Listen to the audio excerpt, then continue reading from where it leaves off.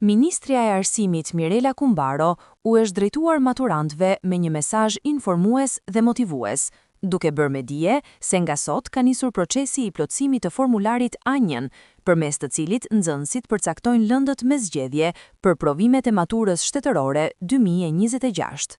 Në fjalën e saj, ministrja theksoi rëndësinë e këtij vendimi, duke nënvizuar se zgjedhja e lëndëve ndikon drejt për drejt në orientimin akademik dhe studimet e mëtejshme.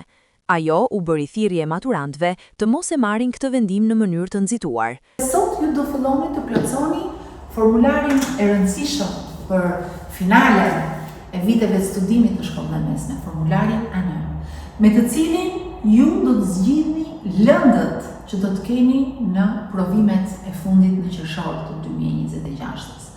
Është një zgjedhje e rëndësishme, nuk duhet me i lënë rastësisë se çfarë do të bëni në qershor, sepse lëndët që ju do të zgjidhni në një farë mënyrë ju orientojnë drejt fazës tjetër, atë të studimeve të larta për ata që do të vendosin të vijojnë studimet në universitet. Prandaj, këtë vendim të rëndësishëm, mendojeni mirë, këshilloni me mësuesët tuaj, këshilloni dhe me prindrit, sepse kjo do të përcaktojë në një farë mënyre studimet e mëtejshme.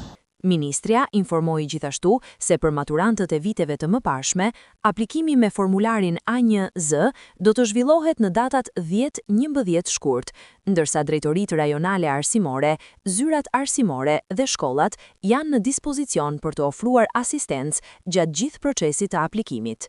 Për ata që nuk janë maturantë të këtij viti, por të viteve të mëparshme, është formulari A1Z. I njohur edhe ky për të gjithë ata që ndjekin procesin.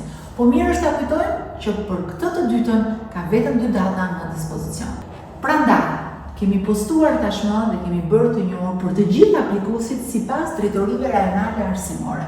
Në datën 2, 3 dhe 4 në Tiranë, Durrës dhe Fier, në datën 5, 6 dhe 9 në Korçë, Lezhë, do të jenë të gjithë në dispozicion për t'ju asistuar, për t'ju ndihmuar që nga mësuesit, drejtuesit e shkollave, drejtuesit e zyrave arsimore dhe të drejtorive rajonale.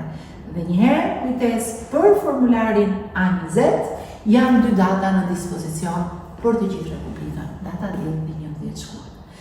Ju urojmë me zemër sukseset, bëni zgjedhjen e dur në kohën e dur, për të ardhmen që ju dëshironi.